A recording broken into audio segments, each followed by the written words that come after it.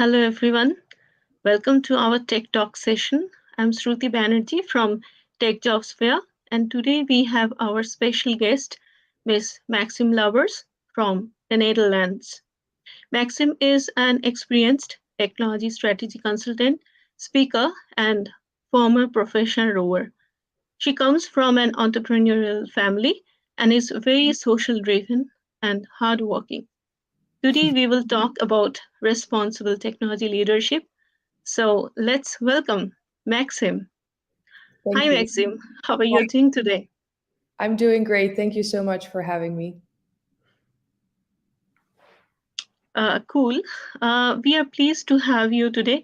Maxim, before moving forward to the topic, can you please tell us a bit about you and your maximlovers.com?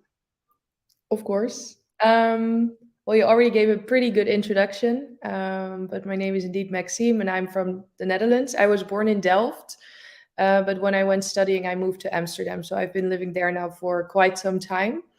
Yeah, what do I love? I love people, I love technology, and I love dogs. I have a brother and a sister.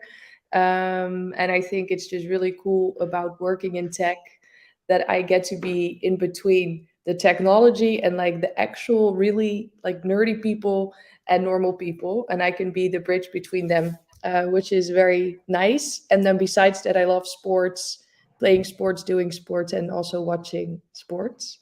So I think that's a bit about me. Thank you. So you have started your tech career with a clear focus on blockchain. Why?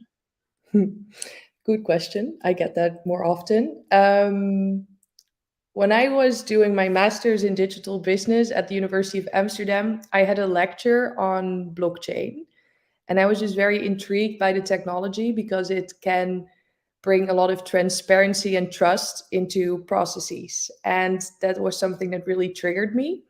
I also just stopped rowing. So I used to row a lot. And then I actually also started looking for a new challenge. And I decided that blockchain actually became my new challenge. So I decided to get to the bottom of it and understand how it can actually impact the world and society. So I started studying it, and I actually ended up studying it for 3 full years with also my supervisor from the university. But what I found really cool, and that's why I started, was that I actually found out that it can help organizations to organize their data in a very different way. Because I don't know what everybody knows about blockchain, but I think in the basics, it's a new way of organizing your data where you have the opportunity to collaborate with multiple parties that don't trust each other beforehand, but then the technology makes it possible because it brings in the transparency to be able to trust each other.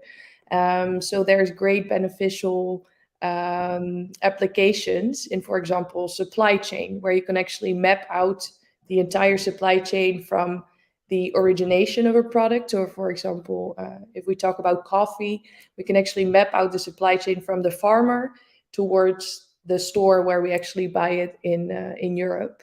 And then you can also make sure that throughout that process, everything goes according to, for example, ESG standards. So that was something that I found super interesting. Um, and that's actually why I started with blockchain, because it was so cool, actually. Good. How would you describe your role or job within technology? Isn't it very technical? Yeah, I think most people think about blockchain or Bitcoin, and then it's all very techy. Um, it is techy on the one hand, of course, because we talk about technology. But what I've really learned over the past years is that technology is everywhere and it's influencing basically every aspect of our life, which also means that you don't always have to be extremely technical, like a coder or an enterprise architect, to be able to work in tech.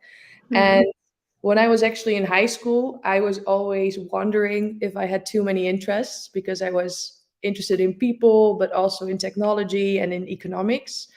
But I think one of the best times, yeah, of being alive today is that it's also really important to translate technology towards what does it actually mean for society, or what does it mean for an organization, or how can we use it in a way that we actually benefit our team or our country.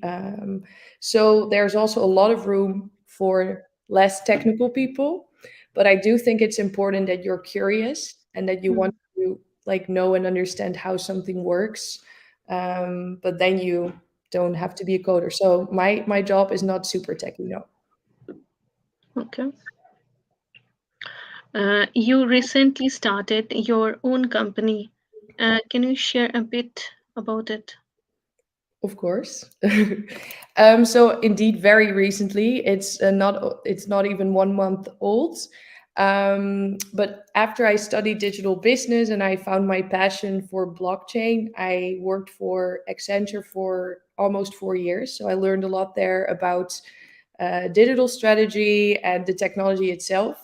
But then I actually also saw a pattern emerge. So I worked for multiple leaders, Fortune 500 companies, and I saw that many were overwhelmed by all the Mhm. new technology. So I was very curious, like, what can we do, or what can I do to help them overcome this anxiety? And therefore, I started my own business to make people aware of how technology is influencing our lives, and also how it's influencing our well-being, how it's influencing the planet. And then I'm also actually creating frameworks and mental models to make sure that people Mhm. also change their perspective on new technology, so it's not only considered as a means to grow or make more profit, but that we also become aware of the externalities and other side effects, to make sure that we can actually design technology to create a future where we all want to live in. Where did you find your inspiration to start your company in responsible technology leadership?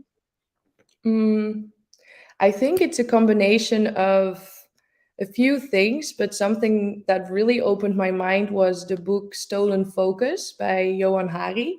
So I read that book a few years ago, and it really opened my eyes because the author of this book researched like what are the influences that um, actually take away of our attention span, because we're living in a society today where there's a lot of in impulses, and one of the big causes is of course digital technology. I think we're all very, or at least all the people with digital phones know that sometimes you find yourself scrolling on the toilet for 30 minutes and you're like, what just happened?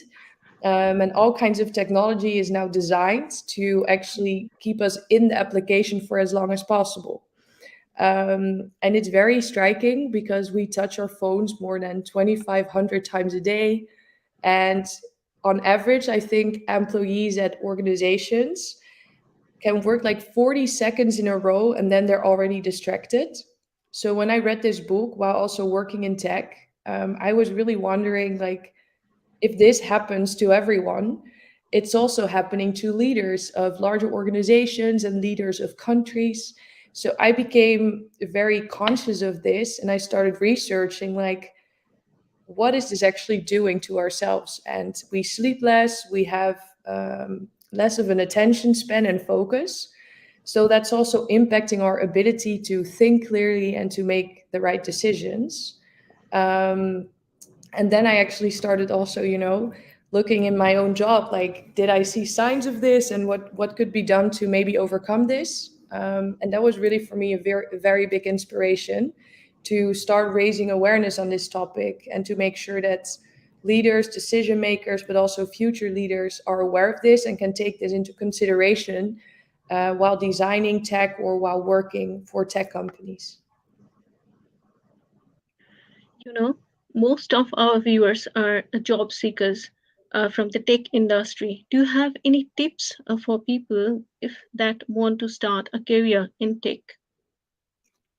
Yes, I think so. I think I have a few tips, but I think two main tips. So one is when you actually consider working in tech, there's a lot of opportunities, Mhm. So I would also really get back to, okay, what do you really, really enjoy doing? Is it that you're very analytical and you want to build something, or are you very social and human? And do you actually want to bridge the gap between all the very technical things that are happening and society? Because there's still a lot of room for people also like me, who actually bridge between the two. So I would just say, like, if you're considering a role in tech, yeah, go back to what you really, really enjoy doing, because basically everything is possible. So you can also really find a job that suits you. And the second thing, if you actually started working, for example, for a bigger tech company, I think one of the best things I did was just decide to focus on blockchain, because within a bigger organization, if you take one pathway for at least a certain amount of time, it's easier for other people to put you in a box. So I could go to all kinds of events and conferences, for example, that were related to blockchain. And that's also when you actually decide to focus on something, there's a lot more opportunities. And I would say, don't be afraid to take a decision early on in your career, because you can always redirect after 2 or 3 years, as long as you stay curious and ambitious. Great, Maxim. Unfortunately, we are running out of the time, so we have to end this session here. But Okay. thank you so much, Maxim, for joining this session and giving us such a deep insight into the topic, responsible technology leadership. I hope these insights will help for our viewers. So, as Maxim is from the Netherlands, and Tech Jobs Fair is going to organize its forthcoming virtual job fair in the Netherlands on 30th November 2023. So, if you are from a technical background and looking for a job, then you can visit techjobsfair.com and get your free tickets for the event. That's all for today. Maxim, if you would like to add anything from your side, would you? Well, thank you very much for having me. It was great to share a bit of my story. Also, for all the people watching, feel free to follow me on LinkedIn. I will keep sharing the progress I'm making with my business, and I'm very excited to help various leaders and future leaders to become more responsible with technology. So, thank you. Thanks again. Thank you so much, everyone, for joining us today. So that's the end of the session here. See you all in our next session. Till then, be happy and keep smiling. Okay. Bye. Bye.